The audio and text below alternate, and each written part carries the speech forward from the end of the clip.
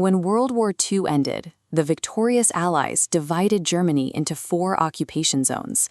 The capital, Berlin, was also carved up. But there was a major geographic problem. Berlin sat over 100 miles deep inside Soviet-controlled territory. For 3 years, an uneasy alliance held, but the Soviet Union wanted total control of the capital, and the Western powers refused to leave.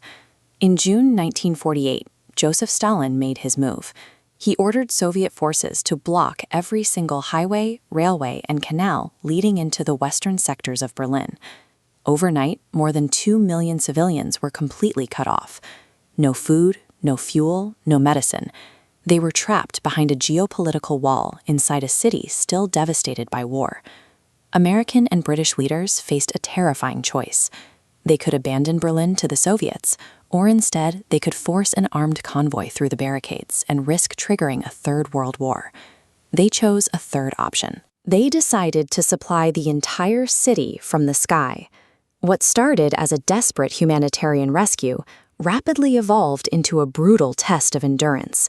It was the first direct strategic standoff between the emerging superpowers. This chart shows West Berlin's daily survival requirement. Over 4,000 tons of cargo delivered every single day. But there was a constraint. The Allies couldn't fly freely. They navigated 3 narrow, strictly controlled air corridors over enemy territory. Getting that much mass through those tight pathways required relentless coordination. Cargo planes touched down, ground crews swarmed the tarmac to empty them, and the aircraft took off again almost immediately. At first, the flights were inefficient. But over the summer, the operation tightened into a precise industrial machine. By peak efficiency, cargo planes were landing at Berlin's airports every 3 minutes. The Allies engineered an airborne highway. It was the most concentrated, high-density air traffic operation in history. Then, the brutal winter of 1948 arrived. Temperatures dropped below freezing, shifting the primary cargo requirement from food to massive amounts of heavy coal for heat and electricity. Down in the city, the conditions were desperate. Civilians hauled whatever supplies they could through the snow, living in unheated, shattered buildings. To meet the intense demand, the Americans relied on heavy 4-engine C-54 Skymasters. The pilots flew these massive transports continuously through blinding ice and zero-visibility fog.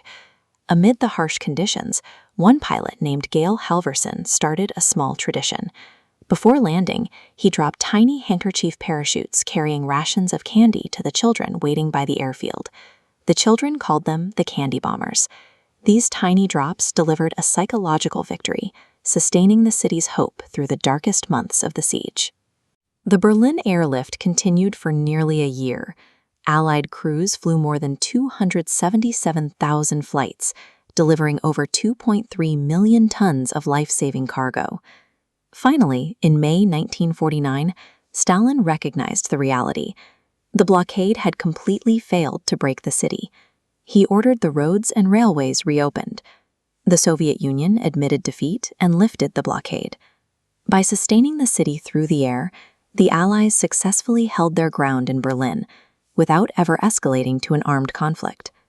This victory relied on logistical precision and a collective refusal to let a city starve. For the people of Berlin, the constant roar of engines overhead meant the world was watching, and they were not alone.